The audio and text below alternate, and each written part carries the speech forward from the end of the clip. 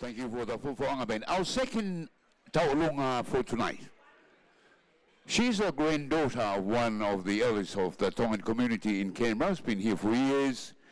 Fane Sitauti. This is Isabella Fane Butler. She'll be dancing to a song in the early 60s. There's the first ever female from Tonga to graduate with a Bachelor of Arts from the university.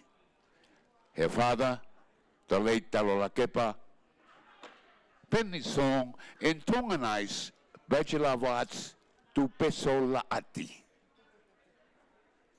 This is the dancer, Isabella Fane Butler.